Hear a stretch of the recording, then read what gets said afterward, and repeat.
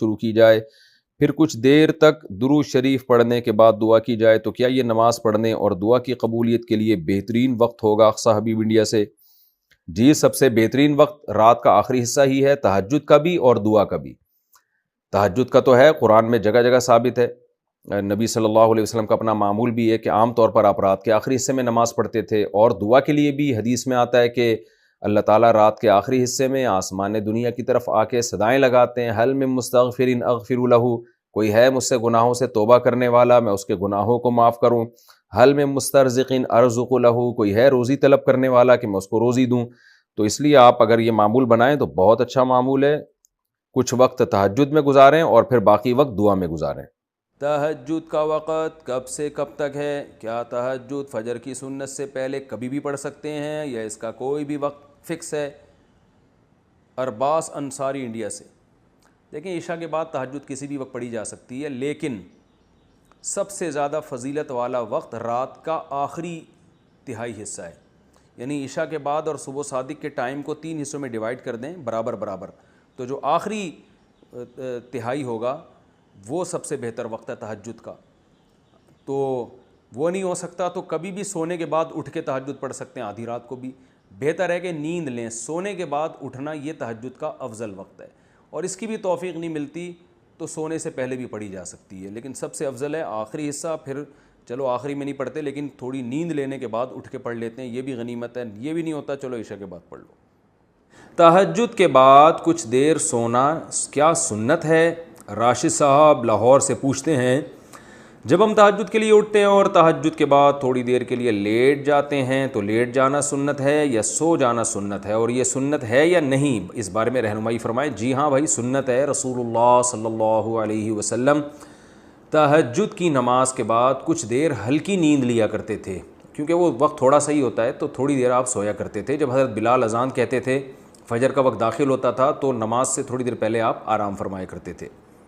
تہجد میں جہری قراءت، عابد احمد انڈیا سے پوچھتے ہیں، مفتی صاحب کیا تہجد کی نماز جو ہم پڑھتے ہیں کیا اس میں ہم بلند آواز سے قراءت کر سکتے ہیں؟ جی ہاں بالکل کر سکتے ہیں، ہر وہ نماز جو اندھیرے میں پڑھی جاتی ہے نا اس میں جہر جائز ہے، یعنی سورج جب غروب ہو گیا تو سورج طلوع ہونے سے پہلے پہلے جو نماز بھی آپ پڑھیں تو اس میں شرعاً آپ کے لیے جہر جائز ہے، یعنی جہری تلاوت کر سکتے ہیں آپ۔ تو باقی جہری کرنی چاہیے کہ نہیں تو آپ کی طبیعت پہ، اگر آپ کو آواز سے تلاوت کرنے میں دماغ زیادہ لگتا ہے تو پھر جہر کرنا زیادہ افضل ہے، تو لیکن اتنا جہر نہ ہو کہ لوگوں کے آرام میں خلل ہو۔ آپ تہجد پڑھ رہے ہیں، پتہ چلا اتنی اونچی آواز سے کہ محلے پڑوس والے بھی اٹھ گئے، یا اپنی بیگم سو رہی ہے وہ اٹھ جاتی ہے، بچے اٹھ رہے ہیں، تو پھر یہ جائز نہیں ہے اتنا جہر کہ کسی کے آرام میں خلل واقع نہ ہو۔ گلزمین صاحب UAE سے سوال ہے، تہجد پڑھنے کا سنت طریقہ پوچھ رہے ہیں جی، وہ کتنی رکعتیں ہوتی ہیں؟ نیز وطر تہجد سے پہلے پڑھنے ہیں یا بعد میں، جو فضیلت ہے کہ آخری رات کے آخری حصے میں وطر پڑھنے کی جو فضیلت ہے سر؟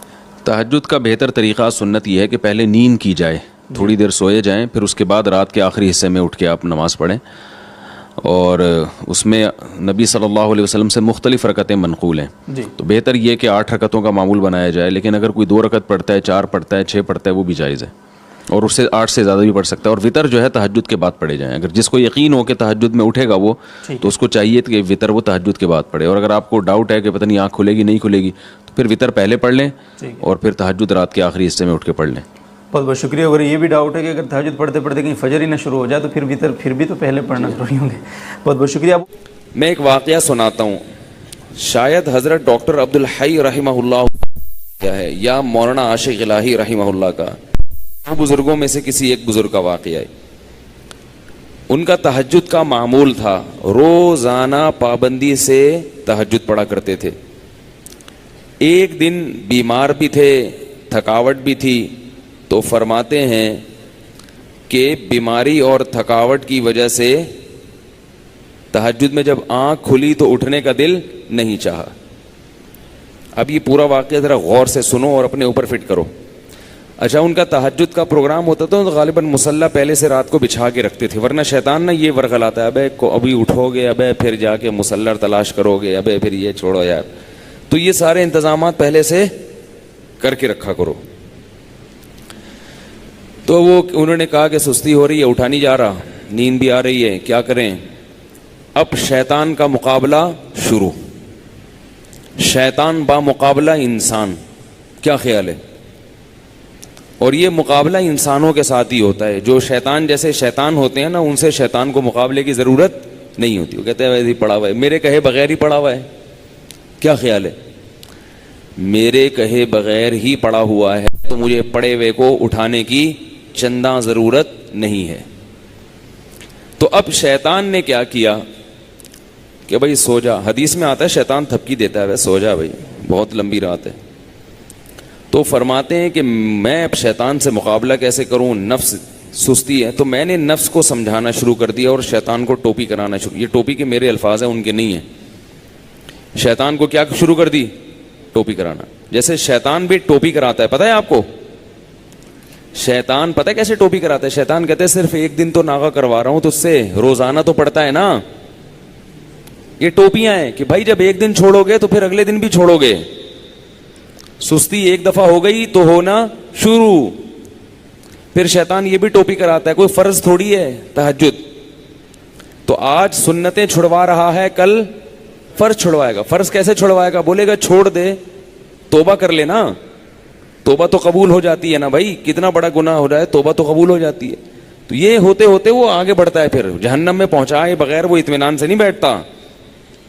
تو جیسے شیطان ٹوپی کراتا ہے, آپ بھی شیطان کو ٹوپی کراؤ. تو انہوں نے شیطان کو کیسے ٹوپی کرائی؟ انہوں نے شیطان کو ایسے ٹوپی کرائی کہ شیطان نے کہا سو جا سو جا بھائی سو جا. انہوں نے کہا بس اٹھ کے بیٹھ رہا ہوں اور کچھ بھی نہیں کر رہا. بھائی لیٹا ہوا آدمی اٹھ کے بیٹھ جائے تو یہ تو کوئی مشکل نہیں ہے نا. بھائی میں بیٹھوں گا دوبارہ سو جاؤں گا, پھر تھوڑی دیر بیٹھوں گا بس. تو کہہ رہے ہیں اٹھ کے بیٹھ گیا. بیٹھنا اتنا مشکل نہیں ہوتا سوتے ہوئے. آپ اس کو بتایا جائے نا 2 منٹ بیٹھو پھر لیٹ جانا. کہتے چلو نیند میں آ کے یوں کر کے اٹھے گا بیٹھے گا.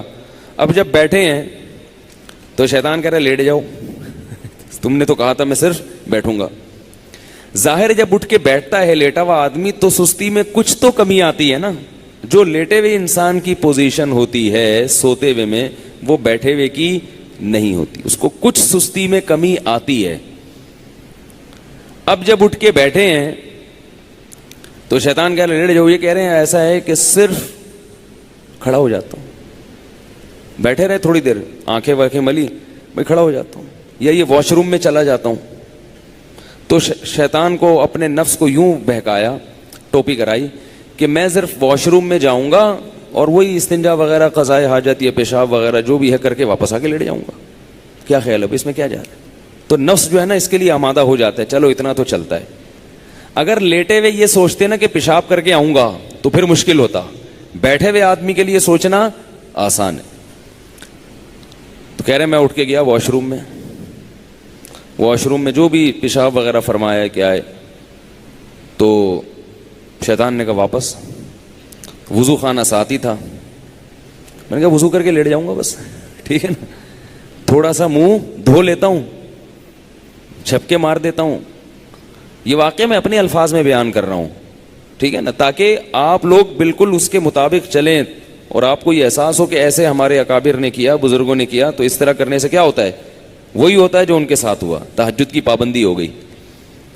تو اب کیا ہے, کہتے ہیں کہ میں گیا اور پانی کے چھپکے مارے اور پورا وضو کر لیا جلدی سے. وضو کے بعد بھی شیطان کیا کہہ رہے ہیں, آ جا لیٹ جا بستر پہ یار. کہہ رہے میں بستر کی طرف جاتے جاتے مصلے کی طرف گیا, جلدی سے نیت باندھ لی اللہ اکبر کر کے. جلدی سے کیا کیا؟ کیونکہ نیت باندھنے سے پہلے سوچو گے تو شیطان واپس لے جائے گا. تو بھئی اللہ اکبر کہہ کے نیت باندھ لو, پھر دیکھا جائے گا کیا ہوتا ہے. تو نیت باندھ لی تو باندھ لی نا, اب تو ہو گئی نا, اب تھوڑی کہیں بھاگ سکتے ہیں. اتنا تو کوئی نالائق نہیں ہوتا کہ نماز توڑ کے بھاگ جائے. تو یہ ٹرک ہوتی ہیں سستی کو دور کرنے کی.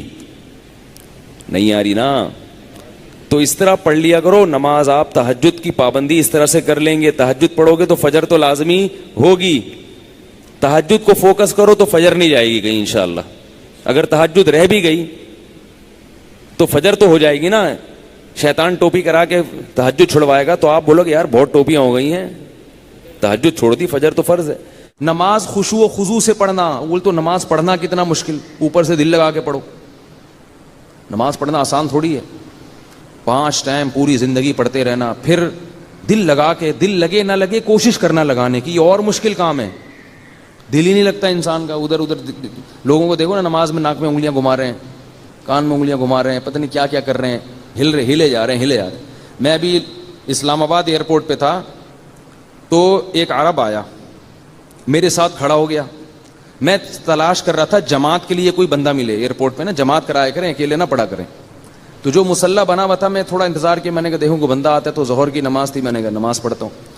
تو وہ عرب پینٹ شرٹ میں تھا, میں نہیں پہلے پہچانا کہ یہ عربی ہے کیونکہ پینٹ شرٹ پہنی ہوئی تھی اور کلین شیف تھا. تو وہ عرب جماعت کے بڑے پابند ہوتے ہیں, اس نے کہا جماعت, میں نے کہا آ جاؤ.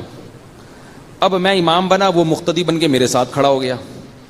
اب ساتھ جب کھڑا ہوا ہے وہ تو ہل رہا ہے, یوں یوں ہلا رہا ہے, یوں ہلا. مجھے بڑی الجھن ہو رہی کہ کیا کر رہا ہے بھائی, تو تمیز سے کھڑا ہو جا تھوڑی دیر کے لیے. ہلے جا رہا ہے. پھر حد یہ ہوئی کہ پینٹ اپنی سیدھی کی یوں کر کے.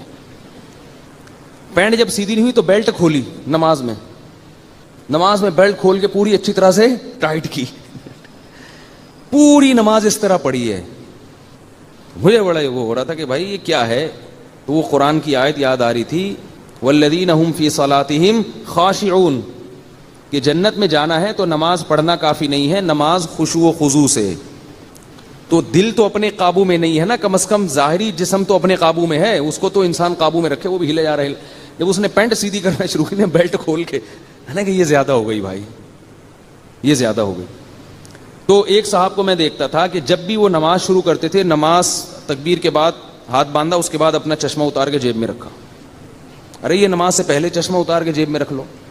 ہمارے حضرت فرمایا کرتے تھے کہ لوگوں کو پتہ نہیں کیا ہے, نماز کی نیت باندھتے ہی خارش شروع ہو جاتی ہے.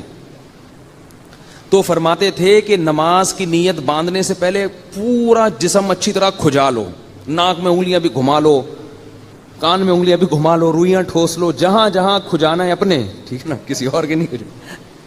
اچھی طرح سے ہل کے جب تھک جاؤ نا, پھر نیت باندھا کرو.